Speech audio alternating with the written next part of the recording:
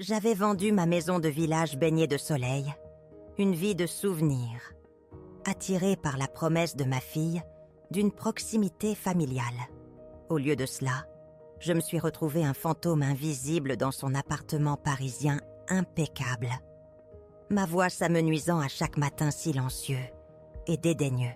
Ce qu'elle ignorait, c'est que ce passe-temps futile, que j'avais secrètement cultivé pendant des décennies, allait bouleverser ma vie tranquille et ses plans méticuleusement élaborés. Avant de reprendre, n'oubliez pas de vous abonner pendant que vous écoutez. Et dites-nous en commentaire d'où vous nous écoutez. Maintenant, respirez et écoutez attentivement. Ceci est mon histoire. J'ai troqué une vie d'appartenance contre un silence froid et vide. Le fantôme des planchers de bois réchauffés par le soleil s'accrochait encore à ma mémoire.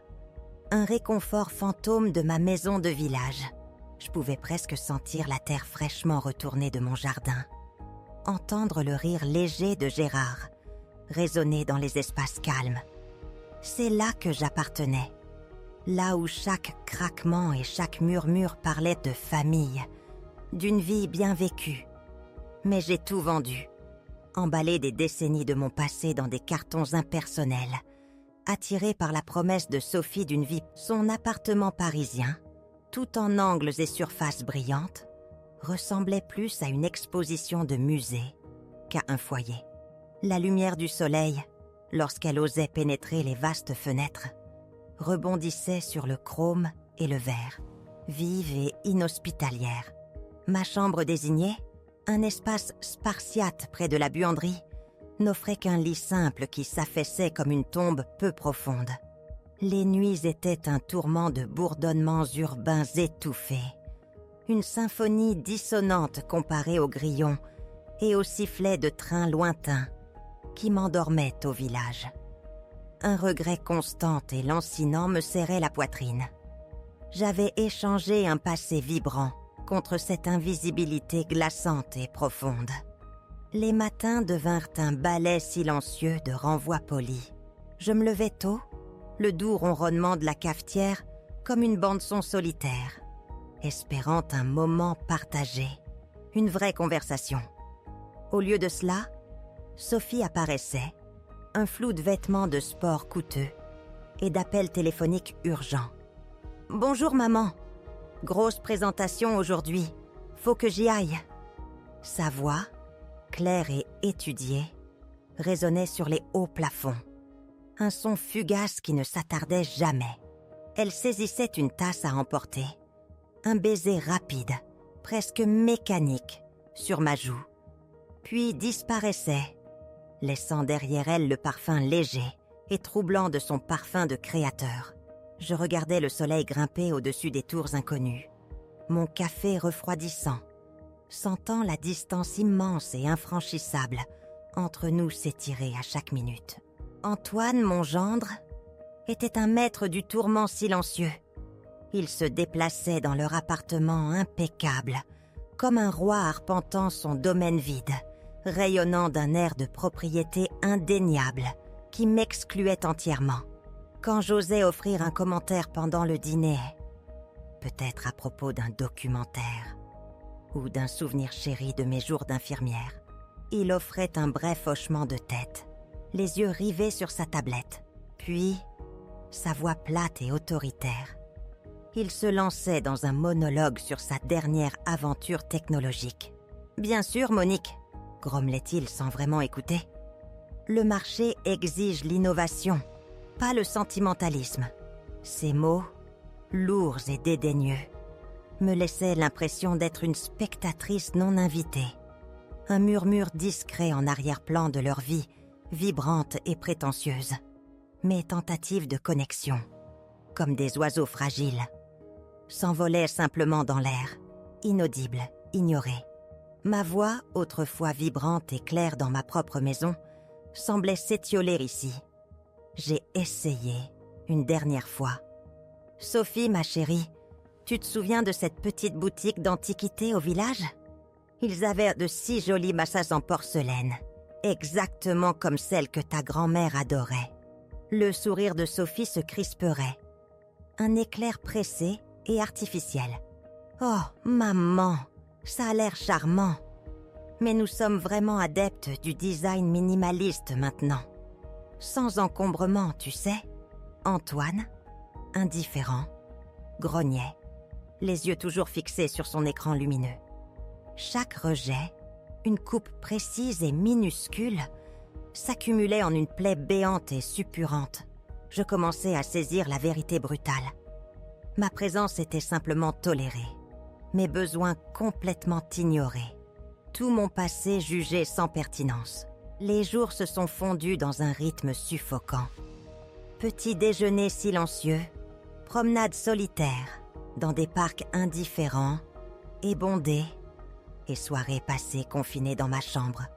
Pendant que Sophie et Antoine recevaient, j'entendais leur rire vif depuis le salon, étouffé par ma porte close. Et cela me tordait à l'intérieur, une pulsation sourde et persistante. Je sentais le processus lent et agonisant de l'effacement. J'avais sacrifié mon indépendance, mon confort, mon monde entier, pour une famille qui ne semblait avoir aucune place pour moi. Si ce n'est une petite pièce, sans fioriture, et une attente silencieuse de ma soumission complète. La question persistait, une braise ardente dans les heures calmes.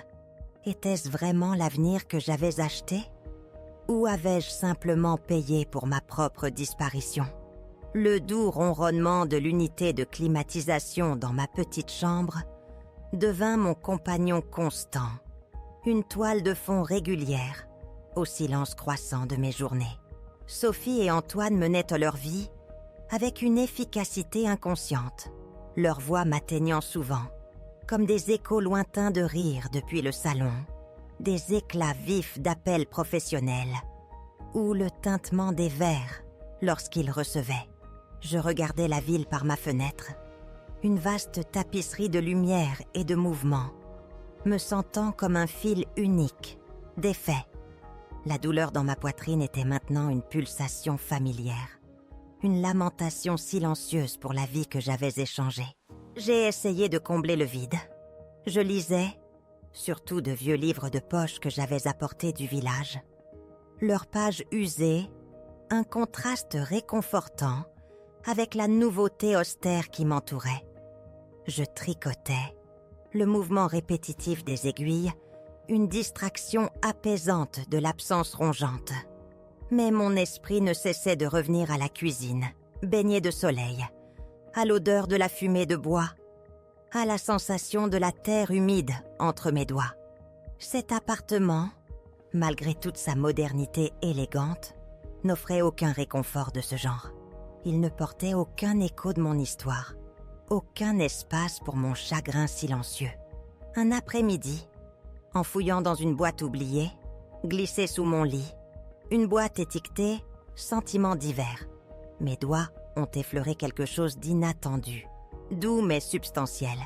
C'était un vieux carnet relié en toile, sa couverture défraîchie, attachée par une ficelle de cuir fine et cassante. Mon cœur a fait un petit bond. Ce n'était pas n'importe quel carnet, c'était le manuscrit, mon roman, celui dans lequel j'avais déversé mon âme à 30 ans, tard dans la nuit, après que Gérard et Sophie étaient endormis, avant que les exigences de la vie n'aient fait taire mon étincelle créative. Je l'ai sorti, les flocons de poussière dansant dans le rayon de soleil qui tombait sur mon lit. Les pages, jaunies par le temps, conservaient encore l'écriture nette et précise d'une Monique plus jeune, plus ambitieuse. Je me suis souvenu de la passion, de la joie secrète que j'avais ressentie en créant ce monde, ces personnages. Je ne l'avais jamais montré à personne. Pas vraiment. Gérard l'avait aperçu une fois, juste un coup d'œil fugace sur la couverture, et avait simplement hoché la tête, préoccupé. Sophie, même enfant, était plus intéressée par les poupées et les jeux que par mon discret passe-temps futile, comme elle l'appela plus tard. Le manuscrit me semblait un murmure d'un moi oublié, d'une vie non vécue. Les jours se sont fondus dans les soirs alors que je le relisais, page par page. J'ai redécouvert non seulement l'histoire, mais la femme qui l'avait écrite. Une femme qui rêvait, qui ressentait profondément, qui avait une voix qu'elle n'avait pas encore appris à faire taire. Les mots résonnaient avec une clarté nouvelle, comme si le temps les avait polis. Une réalisation douce amère s'est imposée. Cette partie de moi, cet esprit créatif, avait été enterré sous des années de domesticité, d'être maman et épouse, de privilégier les besoins et les rêves de tous les autres aux miens. Les commentaires dédaigneux d'Antoine sur la phase d'écriture créative de Sophie à l'université résonnaient dans mon esprit. Inutile, à moins que ça ne rapporte. Il ne comprendrait jamais cela. Un mardi, j'étais assise sur le petit banc dans le jardin partagé de l'immeuble, feuilletant mon manuscrit. C'était une journée rare et chaude, et l'air vif de l'automne était vivifiant. Une femme s'approcha, son sourire doux et paisible. « Belle journée, n'est-ce pas ?» dit-elle en s'installant sur le banc à côté de moi. C'était Isabelle, ma voisine d'à côté. Une âme bienveillante avec qui j'avais échangé des hochements de tête polis, mais jamais vraiment conversé. « En effet, » répondis-je, essayant de plier rapidement le manuscrit, une rougeur soudaine d'embarras colorant mes joues. « Oh, ne le cachez pas !» Les yeux d'Isabelle pétillèrent. « C'est un livre ? Vous l'avez écrit ?» Sa curiosité sincère fut comme une éclaboussure d'eau froide, après des années d'indifférence desséchante. J'hésitais, puis dépliai lentement les pages. « C'est un vieux roman, » admettais-je, ma voix un peu rouillée par le manque d'usage. « De ma jeunesse, je n'en ai jamais fait grand cas. » Isabelle tendit la main, ses doigts effleurant délicatement la couverture défraîchie. « Jamais fait grand cas ?» répéta-t-elle, une douce incrédulité dans le ton. « Monique, une œuvre créative, un roman, c'est un trésor. Avez-vous déjà pensé à l'envoyer ?» La question resta en suspens dans l'air, audacieuse et inattendue. J'ai ressenti un mélange étourdissant de peur et une fragile étincelle d'espoir. « Oh non !» dis-je rapidement. « Ce n'est qu'un passe-temps. D'ailleurs, qui publierait quelque chose d'une femme inconnue et âgée ?» Isabelle rit doucement. « L'âge n'a rien à voir, ma chère. Et inconnue signifie simplement que vous n'avez pas encore été découverte. C'est magnifique, Monique. Vous y avez mis tout votre cœur. Cela compte pour quelque chose. » Ces mots, simples mais profonds, ont entrouvert une porte dont je n'avais pas réalisé qu'elle était encore là. Elle m'a encouragée, non pas avec de grands gestes, mais avec une conviction tranquille. Vous n'avez rien à perdre, Monique. Juste un timbre et une enveloppe. L'idée s'installa dans mon esprit, comme une graine étrangère, prenant lentement racine. Cette nuit-là, le sommeil vint par intermittence, hanté par d'anciens rêves et de nouvelles possibilités. Le lendemain matin, porté par l'encouragement d'Isabelle et une défiance bouillonnante contre l'effacement silencieux de ma vie, j'ai trouvé en ligne une maison d'édition acceptant les manuscrits non sollicités. Mes mains tremblaient, tandis que j'emballais soigneusement les pages défraîchies dans une grande enveloppe, la scellais et l'adressais. Ce fut un acte infime, presque insignifiant. Et pourtant, en marchant vers la boîte aux lettres au coin de la rue, le poids de l'enveloppe me sembla colossal. La déposer dans la fente fut comme une rébellion silencieuse, un petit murmure défiant dans la vaste ville indifférente. Qu'est-ce que cela pourrait bien donner ? Me suis-je demandé. Alors que le loquet rouge se refermait, la boîte aux lettres a englouti mon espoir tout entier, ne crachant que le silence pendant des semaines. Chaque matin est devenu un pèlerinage silencieux. Je passais devant la cuisine animée de Sophie, devant le bureau fermé d'Antoine, une ombre silencieuse dans leur maison vibrante, pour vérifier la fente du courrier. Chaque jour, le même résultat. Des factures, des publicités. Rien de la maison d'édition. La lourde enveloppe que j'avais expédiée semblait plus légère maintenant, se dissolvant dans le vaste système postal indifférent, devenant juste un autre rêve oublié. La ville, autrefois une toile de nouvelles possibilités, s'est rétrécie autour de moi, son bourdonnement incessant, un rappel constant de mon existence étouffée en son sein. J'ai repris mes routines calmes, chaque point de mon tricot un acte délibéré de pleine conscience, une façon de m'ancrer contre le courant de l'invisibilité. Les départs pressés de Sophie, les hochements de tête polis et absents d'Antoine, ils étaient attendus maintenant. Leur vie était un tourbillon d'engagements, d'appels sociaux et d'aspirations professionnelles. Un monde que je gravitais mais où je n'entrais jamais. Maman, la firme d'Antoine organise un gala le mois prochain. C'est une liste d'invités très exclusive, avait dit Sophie un jour, sa voix empreinte de fierté, sans réaliser que ces mots étaient une autre exclusion subtile. J'avais simplement hoché la tête, un sourire creux et exercé figé sur mon visage. Ma petite chambre, avec sa seule fenêtre donnant sur un mur de briques, devint mon sanctuaire. Un endroit où je pouvais respirer sans me sentir comme une gêne. Parfois, une lueur de défi s'allumait.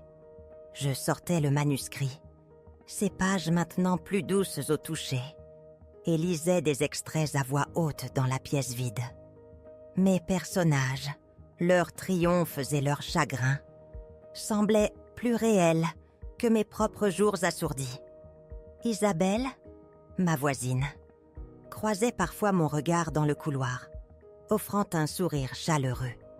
Un bref moment de connexion authentique qui me semblait une bouée de sauvetage. « Vous écrivez toujours, Monique ?»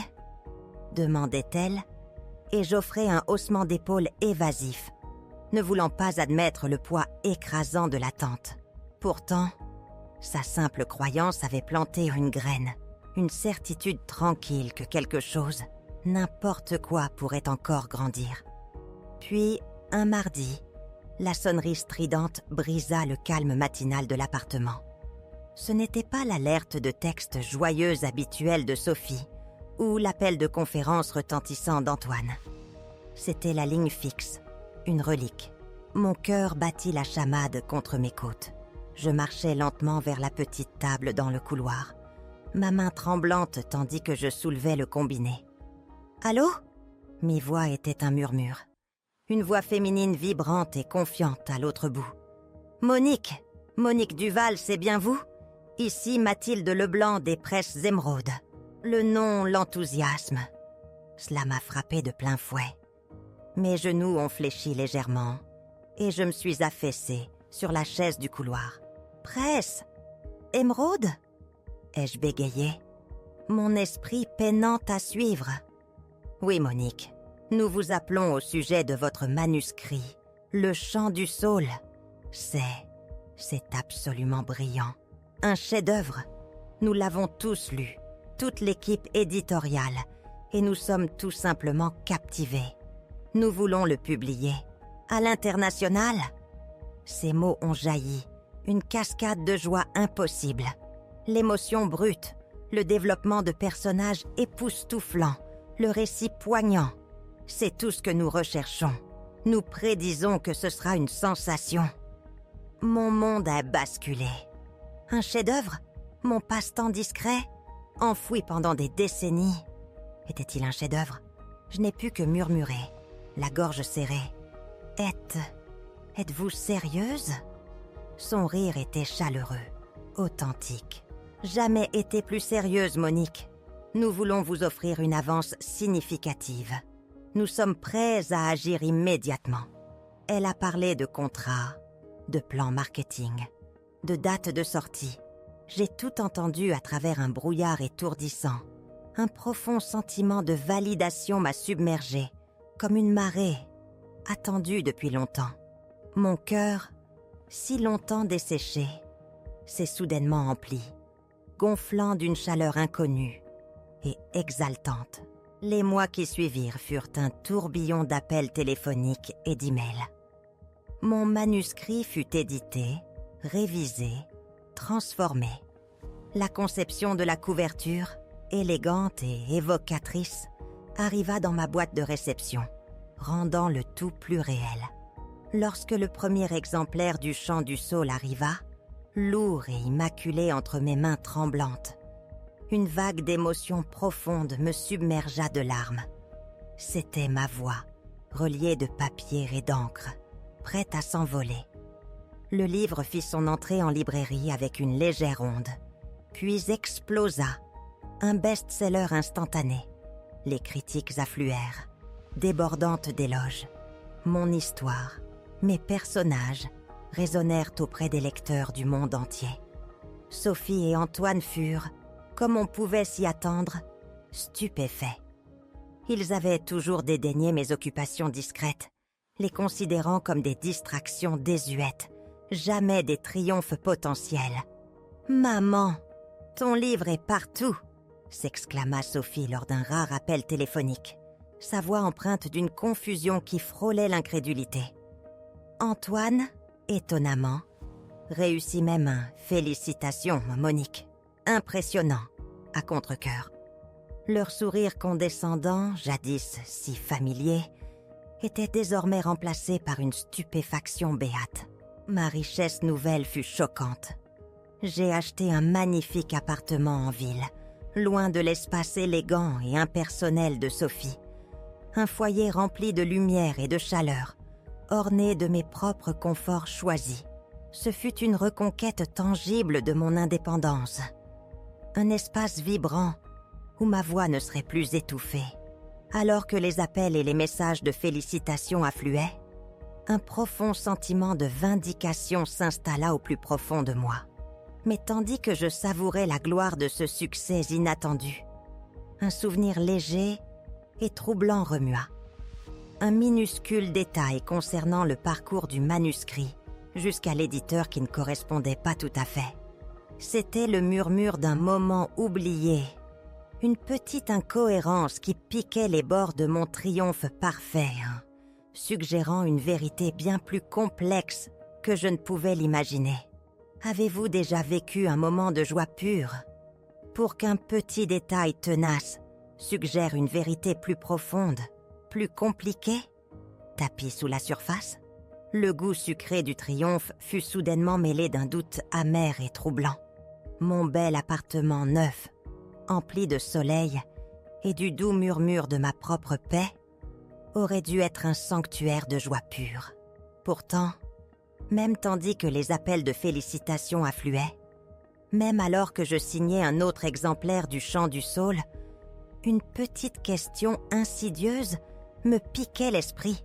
C'était un souvenir lointain, un murmure du passé, sur la façon dont mon manuscrit avait atteint les presses émeraudes. Je me suis assise près de la fenêtre, mon regard traçant la ligne d'horizon de la ville, essayant de me souvenir de ce mardi ordinaire. Je me suis imaginé marchant jusqu'à la boîte aux lettres bleues du coin, le poids de l'épaisse enveloppe dans ma main, l'air vif de l'automne, le bruit sourd et satisfaisant, alors qu'elle tombait à l'intérieur. C'était un souvenir clair, un petit acte de défi. Isabelle, ma gentille voisine, m'avait encouragée, mais je me souvenais distinctement d'avoir été celle qui l'avait posté. Pourtant, quelque chose clochait, une dissonance subtile. J'ai repensé aux semaines qui suivirent, les semaines silencieuses d'attente, où Sophie et Antoine ne montrèrent aucun intérêt pour mon petit pari secret. Toujours en train de bricoler cette vieille histoire, maman, avait demandé Sophie une fois, son ton dédaigneux, une impatience à peine dissimulée dans ses yeux. Antoine avait ri. Mieux que les mots croisés, je suppose. Leur indifférence avait été une présence constante et glaçante. Mais alors, je me suis souvenue d'un moment, des jours après que j'eus posté le manuscrit. Sophie, lors d'une rare visite dans ma petite chambre dans son appartement, avait repéré l'espace vide où se trouvait habituellement le carnet. Tu as vraiment envoyé ce truc, maman ?» avait-elle demandé, sa voix légère. Mais ses yeux contenaient une lueur indéchiffrable. « Oh oui, ma chère, je l'ai fait », avais-je répondu, sentant une légère rougeur d'embarras. Elle avait simplement hoché la tête, une lueur étrange, presque satisfaite dans son expression. À l'époque, je l'avais balayée comme étant typique de Sophie. Un intérêt fugace et superficiel pour mon passe-temps futile. Maintenant, cela résonnait comme une note discordante dans mon triomphe. Pourquoi avait-elle semblé si curieuse, si subtilement investie dans le fait de savoir si cela avait réellement été envoyé? Et pourquoi, lorsque les appels des éditeurs ont commencé à arriver, sa surprise avait-elle été si profonde? Presque de l'incrédulité, à la limite du choc? Sa joie, si c'était vraiment de la joie, avait été rapidement éclipsée par autre chose. Une profonde et troublante confusion. Elle avait toujours été si dédaigneuse de mon écriture, la voyant comme une excentricité. Certainement pas un chemin vers quelque chose de significatif. Les pièces commencèrent à s'assembler, lentement et délibérément, comme les goupilles d'une serrure. Mon esprit s'est reporté à ma vieille maison de village. Je l'avais vendue rapidement, sous une certaine pression de Sophie, qui avait insisté sur le fait que je devais être plus proche, que ma maison était trop de travail pour toi, maman. Le prix avait semblé juste à l'époque, peut-être même généreux pour une vente rapide. Mais maintenant, une froide appréhension commença à s'insinuer. Sophie avait rejeté mon talent, ridiculisé ma passion, et m'avait poussé à vendre ma maison. Et soudain, mon best-seller, ma vindication me semblait moins un coup de chance inattendu et plus comme un faux pas calculé dans le plan de quelqu'un d'autre. Un plan où mon écriture était censée échouer et où j'étais censée rester tranquille, docile. Cette pensée me glaça les os. Avez-vous déjà ressenti l'amère piqûre de réaliser qu'une gentillesse perçue était en fait un acte de malice subtil, révélant une trahison plus profonde que vous ne l'auriez jamais imaginée? La musique triomphante de mon succès s'arrêta soudainement, remplacée par le chuchotement glaçant de la trahison. Le doute troublant du chapitre 4 grandissait, une vigne insidieuse s'enroulant autour des racines de ma joie retrouvée. Mon bel appartement, autrefois un témoignage de mon triomphe inattendu, me semblait maintenant une scène où se déroulait une pièce sinistre que je commençais à peine à comprendre. Les appels de félicitations, les critiques élogieuses, tout s'est estompé en bruit de fond alors qu'une seule question obsédante me dévorait. Comment mon manuscrit avait-il réellement atteint les presses émeraudes? Je me suis assise près de la fenêtre de mon salon baigné de soleil, la ville formant une tapisserie vibrante en contrebas. Mais mon regard était tourné vers l'intérieur. Rejoint ce mardi d'automne, je me suis souvenu avoir posté la lourde enveloppe moi-même, le bruit sourd et satisfaisant, alors qu'elle disparaissait dans la boîte aux lettres. C'était un souvenir clair et vif, un petit acte de défi après des années de soumission silencieuse. Pourtant, quelque chose persistait, une infime épine sous la selle de ma certitude. Sophie. Ses réactions avaient toujours été essentielles. Ses commentaires dédaigneux sur mon écriture, son impatience à peine dissimulée, ses levées de yeux subtils chaque fois que le sujet était abordé. Puis, après que j'ai prétendu l'avoir posté, cette lueur étrange, presque satisfaite, dans ses yeux. Ce n'était pas de l'inquiétude, pas vraiment. C'était quelque chose de bien plus froid. Et son choc total quand les presses émeraudes ont appelé, ce n'était pas seulement de la surprise. C'était le visage de quelqu'un dont le pari calculé avait spectaculairement échoué. Un nœud froid et dur commença à se former dans mon estomac. Je pensais à Isabelle, ma gentille voisine, qui m'avait donné le courage d'envoyer le manuscrit. Je décidai qu'une conversation décontractée s'imposait. Un après-midi, je la trouvai alors qu'elle s'occupait de ces petites herbes en pot dans le jardin commun. Le parfum de la menthe et du basilic flottait lourdement dans l'air, un contraste saisissant avec l'angoisse grandissante dans ma poitrine. « Isabelle ?» commençai-je, essayant d'adopter un ton léger. « Je voulais vous remercier encore de m'avoir encouragée à envoyer mon roman. Vous savez, je n'arrêtais pas de le repousser, mais vos mots m'ont vraiment poussé. » Isabelle sourit chaleureusement, essuyant ses mains sur une petite serviette de jardinage. « Oh, Monique, je vous ai juste dit de croire en vous. Vous le méritiez. Je suis si contente que vous ayez décidé de l'envoyer. »« Oui, » dis-je, une pause décontractée. C'est drôle, en fait.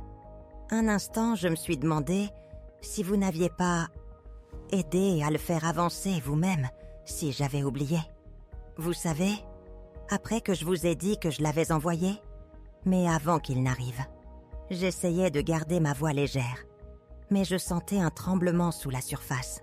Isabelle fronça les sourcils, son front se plissant légèrement. Aider à le faire avancer ?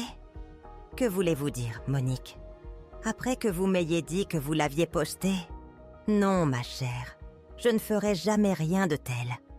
Je vous ai juste encouragé en amie. Je n'ai jamais touché votre manuscrit et je ne l'ai certainement pas posté pour vous. Sa voix était sincère, sa confusion authentique. Mon estomac se serra. L'air autour de moi sembla s'épaissir. Le parfum des herbes fraîches, soudain écœurant. Elle ne l'avait jamais touché. Ce n'était pas un malentendu. Sophie. Ça devait être Sophie.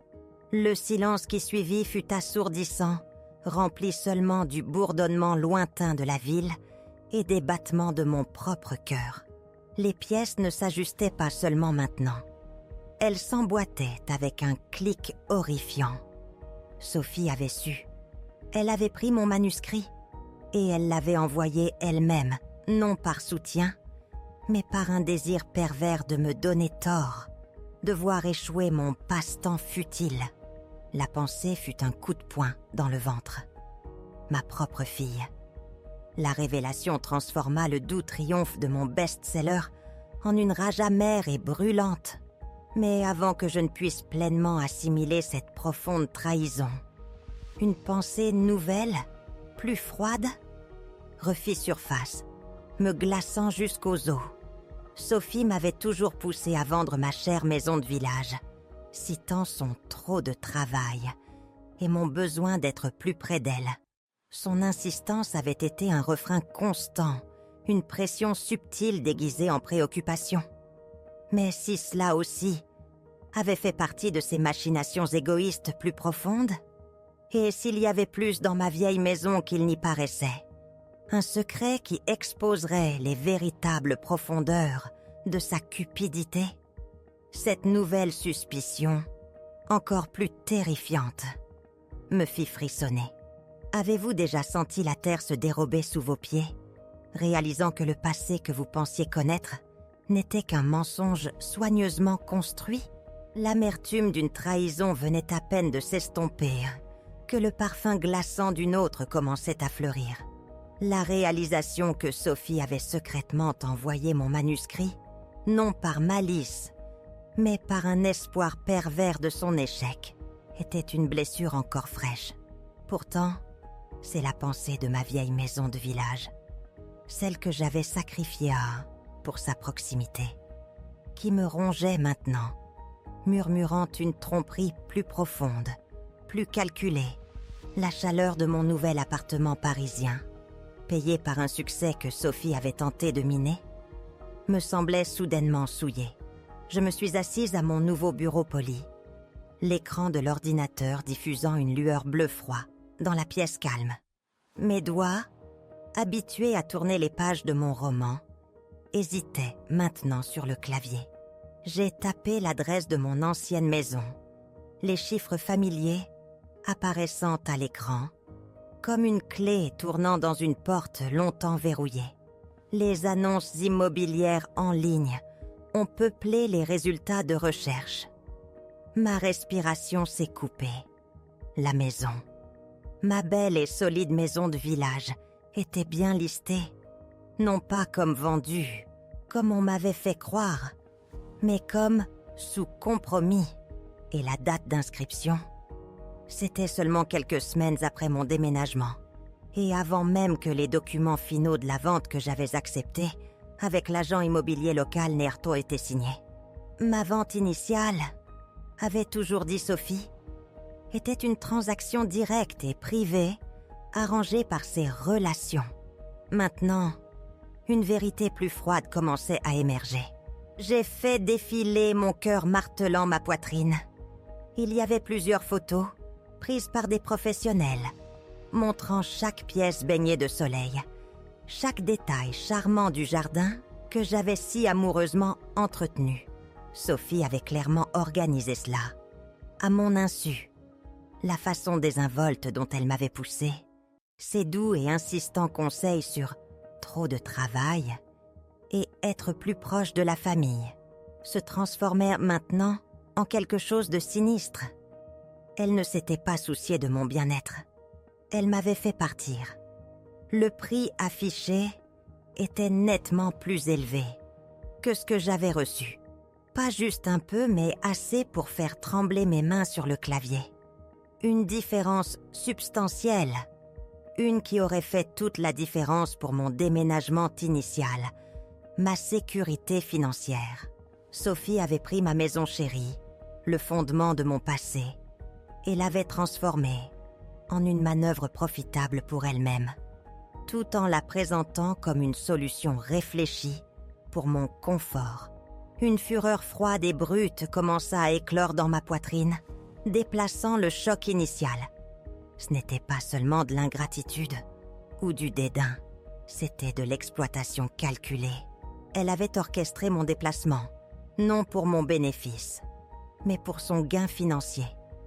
Ma propre fille, l'enfant pour qui j'avais donné ma vie, avait activement œuvré pour me dépouiller de mes biens, à la fois ma voie littéraire et ma maison concrète, tout en feignant l'attention. La double trahison fut comme un coup de poing dans le ventre. Antoine, bien sûr, devait être impliqué.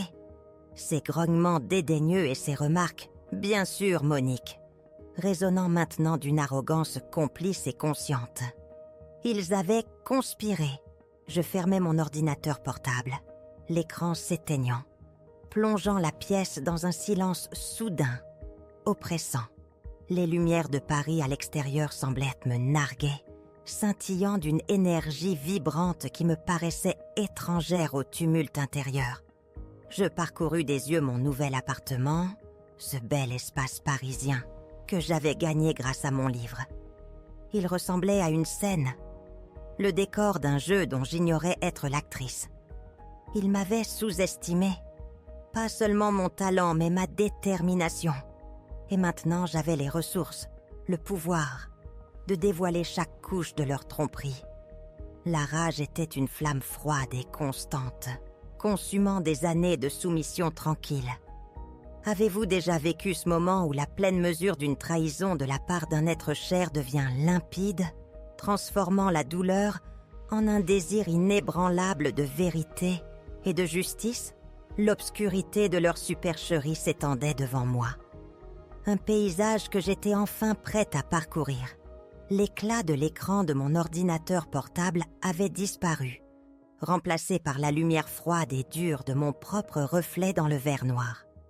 Ma maison de village, le socle de mon passé, était à vendre à un prix bien au-delà de ce qu'il m'avait payé.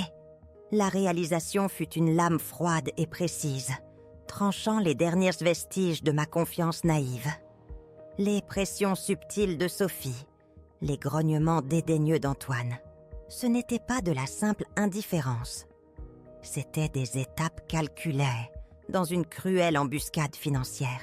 La rage silencieuse qui s'était allumée en moi brûlait désormais d'une chaleur constante et intense. Il ne s'agissait plus seulement de mon livre, de ma voix qu'on avait voulu faire taire. Il s'agissait de ma maison, de mon sanctuaire, le sol même sur lequel je me tenais, qu'on m'avait volé. Pendant des décennies, j'avais été la discrète colonne vertébrale de la famille, celle qui soutenait, sacrifiait et ne demandait jamais rien en retour. Maintenant, cette force tranquille serait leur perte. Je n'ai pas appelé Sophie. Je n'ai pas confronté Antoine. Le temps des appels émotionnels et des supplications désespérées était révolu. Ils avaient d'en montrer leur vrai visage. Et maintenant, c'était à mon tour de révéler le mien. C'était une bataille dans laquelle ils ignoraient être. Et j'avais l'intention de la mener à ma façon, avec une planification minutieuse et une détermination inébranlable. Mon livre, Le Chant du Saule, m'avait donné plus qu'un succès littéraire. Il m'avait donné le pouvoir financier de me défendre, de reprendre ce qui m'appartenait. Le lendemain matin, Paris bourdonnait de son énergie implacable habituelle. Mais je me déplaçais avec un nouveau but. Mon premier appel fut pour Maître Dubois, l'avocat perspicace et pragmatique qui avait géré mon contrat de livre. Sa voix, habituellement rapide et professionnelle, s'adoucit en entendant la mienne. « Monique, encore toutes mes félicitations pour le livre. Un succès phénoménal. » J'allais droit au but. « Maître Dubois, j'ai une nouvelle affaire. Et j'ai besoin de votre discrétion absolue. » J'exposais les faits. La vente de ma maison de village, le prix que j'avais reçu, et la découverte choquante de son annonce actuelle, sous compromis, à une valeur considérablement gonflée, directement liée à Sophie. Il écoutait, silencieusement, prenant des notes. Son silence, contrairement à celui d'Antoine, était celui d'une attention concentrée. Quand j'eus fini, un long moment s'écoula. Puis sa voix, calme et précise, rompit le silence. « Monique, c'est certainement troublant, potentiellement frauduleux, selon les spécificités de votre acte de transfert original et de l'accord d'achat. Nous devrons examiner chaque document lié à cette vente, chaque communication, chaque signature. » Il parla d'options légales, de failles, de voies possibles pour récupérer la propriété ou exiger une compensation adéquate.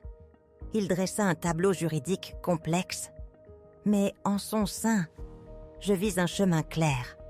Un combat, oui, mais un combat que je pouvais gagner. Les jours se fondirent dans un tourbillon concentré de consultations juridiques, de révisions de documents et d'appels téléphoniques discrets. Mon élégant nouvel appartement, autrefois symbole de paix, devint ma salle de guerre. Je rassemblais méticuleusement de vieux papiers, relus des contrats et reconstituais la chronologie des manipulations de Sophie. Chaque découverte alimentant ma détermination. Les brefs messages de félicitations d'Antoine à propos de mon livre. Les appels mielleux de Sophie concernant ma santé. Ils étaient comme du sel sur une plaie ouverte, mais une plaie que je soignais maintenant activement, avec le baume de la stratégie. Ils étaient si complètement inconscients, célébrant leur gain mal acquis, ne se doutant jamais de la tempête que je préparais méticuleusement. Un après-midi, une pièce cruciale se mit en place. Maître Dubois confirma un détail crucial concernant l'acte de transfert original de la maison de village. Une clause que j'avais négligée, une petite technicité qui brillait maintenant comme un phare d'espoir. Mon cœur battait la chamade, non par peur, mais avec une déferlante d'exaltation. Ils s'étaient crus si intelligents, si rusés, mais ils avaient mal calculé. Ils avaient sous-estimé la femme qui avait discrètement gardé ses secrets, affûté ses mots, et qui détenait maintenant une nouvelle clé puissante pour leur chute. La femme tranquille, qu'ils avaient écartée, n'existait plus. Une nouvelle Monique émergeait, plus vive, plus forte, alimentée par un feu juste. Je sentais les prémices d'un tremblement de terre imminent, un règlement de compte qui ébranlerait leur monde, soigneusement construit jusque dans ses fondations. Et je savais, avec une certitude inébranlable, que ce serait moi qui le déclencherais. Avez-vous déjà ressenti ce changement silencieux et puissant en vous-même, lorsque la douleur de la trahison se transforme en une force inébranlable pour la justice, prête à affronter les personnes mêmes qui vous croyaient impuissantes? La femme tranquille qu'ils avaient rejetée n'existait plus. Une tempête se préparait et ce serait moi qui la déchaînerais. Le bureau de Maître Dubois semblait être le calme avant la tempête. Des papiers étaient soigneusement empilés, chaque document une arme précise et froide dans la bataille pour mon passé, ma maison et ma dignité. Il révisa la stratégie finale, son stylo tapotant doucement un bloc-notes juridique. Les preuves notes sont accablantes. Monique, nous allons de l'avant comme prévu. Ses yeux rencontrèrent les miens, une lueur d'admiration dans leur profondeur. Êtes-vous prête? J'acquiesçais, ma voix ferme, mon regard inébranlable. Les tremblements de peur avaient été remplacés par une résolution inébranlable. Des années de sacrifices silencieux, d'être ignoré, m'avaient forgé en quelque chose d'inébranlable. J'organisais une rencontre avec Sophie et Antoine. Non pas dans leur appartement élégant, où leur domination perçue régnait en maître, mais dans un café neutre et chic, un endroit que j'avais choisi. Le tintement de la porcelaine, le murmure feutré des autres clients, c'était le décor parfait pour la dévastation tranquille que j'étais sur le point de déchaîner. Ils arrivèrent. Sophie dans un tailleur chic, Antoine à ses côtés, rayonnant d'une confiance presque arrogante. Ils s'attendaient probablement à une nouvelle supplication, une autre tentative de réconciliation de la part de leur chère vieille maman. Leur sourire était crispé, étudié, annonçant déjà le rejet. « Maman !» commença Sophie, la voix cassante. « De quoi s'agit cette réunion urgente? Nous sommes toutes les deux incroyablement occupées. » Antoine se contenta de croiser les bras, son regard errant dans le café, comme s'il cherchait quelqu'un de plus important. « C'est à propos de la maison, Sophie, » dis-je, ma voix calme, presque déconcertante. Je regardais leur visage. Un éclair de malaise traversa les traits de Sophie, rapidement masqué. Antoine bougea, une subtile contraction autour de ses yeux. « Qu'en est-il de la maison, Monique ?» demanda-t-il, une pointe d'impatience colorant son ton. Je fis glisser un dossier sur la table polie. À l'intérieur, une impression de l'annonce en ligne de ma maison de village, montrant le prix gonflé, et à côté une copie de l'acte de transfert original, soulignant la clause cruciale que Maître Dubois avait trouvée. « Cette maison, commençai-je, ma voix claire et délibérée, celle que je t'ai vendue, Sophie, en pensant que je me rapprochais de ma famille.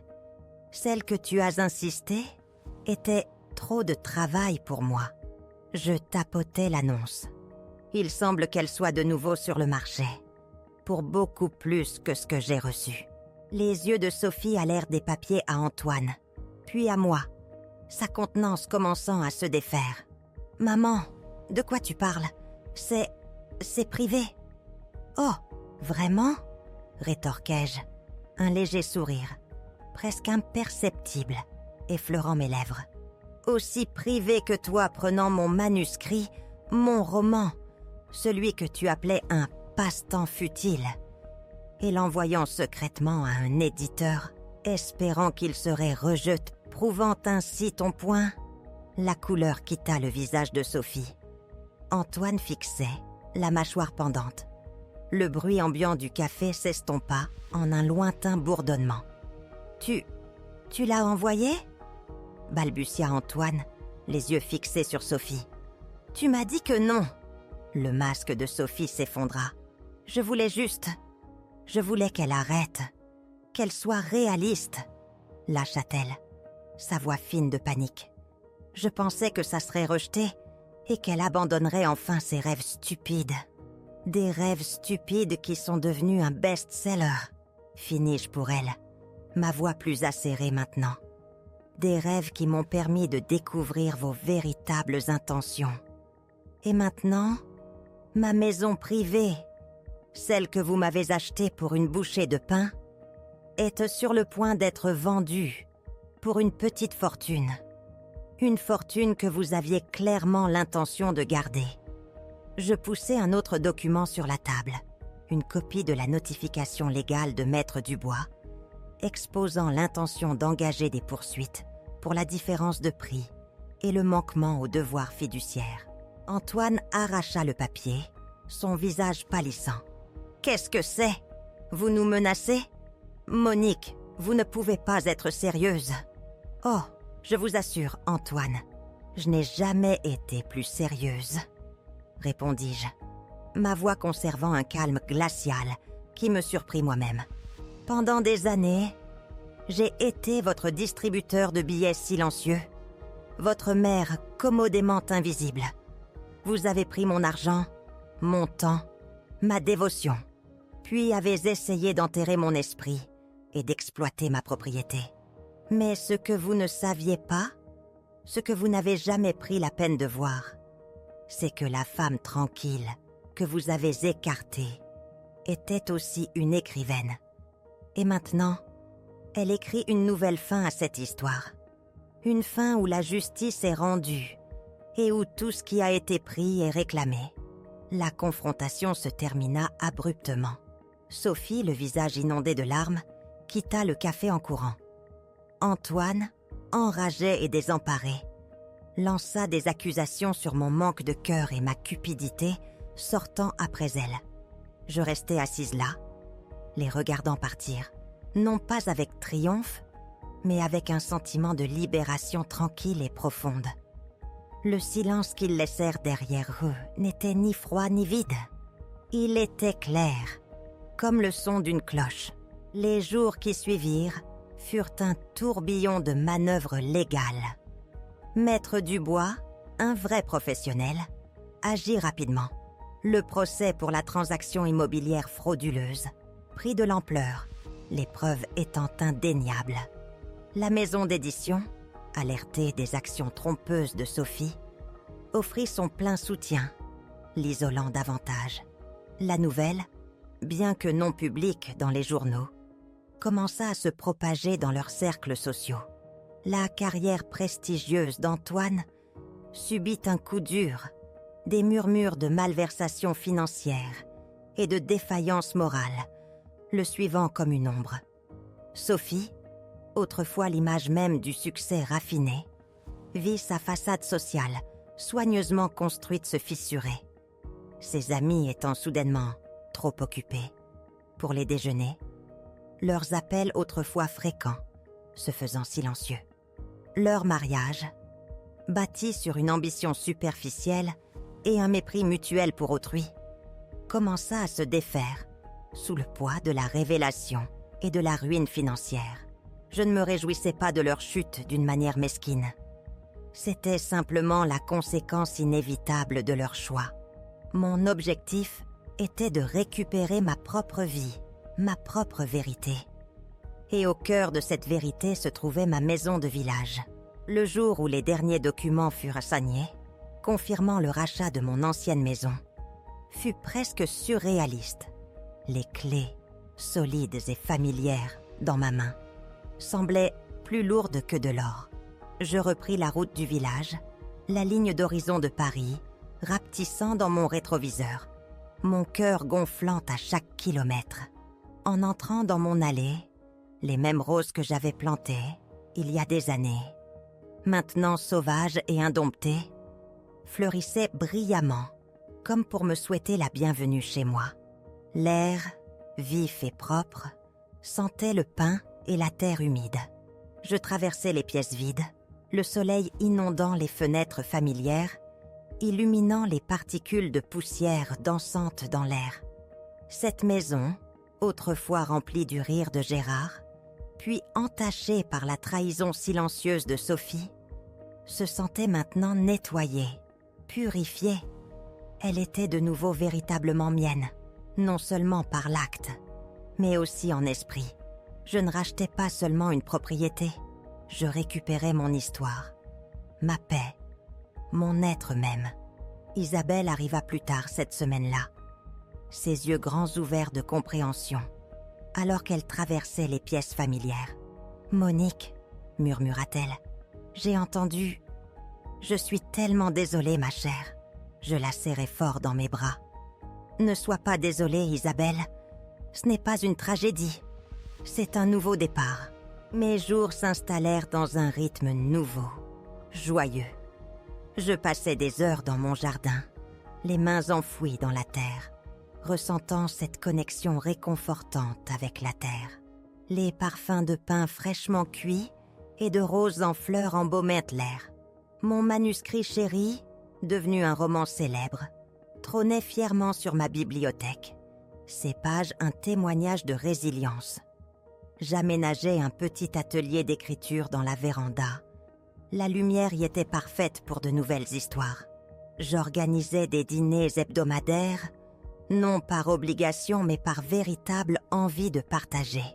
Isabelle, son mari Henri, et quelques autres voisins merveilleux qui m'avaient offert un soutien discret, se rassemblaient autour de ma table de cuisine. Nous rions, partagions des histoires, et simplement, nous étions. C'était ma famille de cœur, liée non par le sang, mais par le respect, par la gentillesse, par une compréhension commune de ce qui compte vraiment. Sophie et Antoine finirent par tout perdre. Leur appartement parisien, leurs illusions de grandeur, leur statut. Ils disparurent entièrement de ma vie, consumés par les décombres de leur propre fabrication. J'entendis de vagues rumeurs, quelques années plus tard, à propos d'Antoine qui aurait eu des démêlés judiciaires liés à des affaires louches, et de Sophie qui peinait, incapable de trouver du travail. Je n'ai pas ressenti de triomphe. Pas vraiment. Juste une tranquille confirmation que la vie, finalement, règle ses propres comptes. Je m'assois souvent dans mon jardin maintenant, le soleil chaud sur mon visage, une tasse de thé à la main, écoutant le chant des oiseaux. Je ne suis plus la femme tranquille et ignorée, ni la veuve éplorée, ni la mère invisible. Je suis Monique, l'écrivaine, la jardinière, l'amie. Je suis la femme qui a appris que parfois, l'amour le plus profond que l'on puisse donner est à soi-même, en restant ferme, en exprimant sa vérité et en réclamant chaque morceau de sa vie qui avait été pris. Ce fut un voyage douloureux, mais un voyage qui m'a ramenée à moi-même, plus forte et plus entière que je ne l'avais jamais été. Cette histoire de trahison et de triomphe, de retrouver ma voix quand je pensais n'avoir plus rien, est mon histoire. C'est un témoignage du fait qu'il n'est jamais trop tard pour reprendre son pouvoir, peu importe à quel point il semble caché. Que pensez-vous du parcours de Monique ? Avez-vous déjà dû vous battre pour retrouver votre valeur face à ceux qui ont essayé de vous rabaisser ? Partagez vos pensées dans les commentaires ci-dessous. Votre voix compte vraiment pour nous. Et si l'histoire de Monique a résonné en vous, n'hésitez pas à vous abonner à notre chaîne pour plus de récits de courage et de transformation.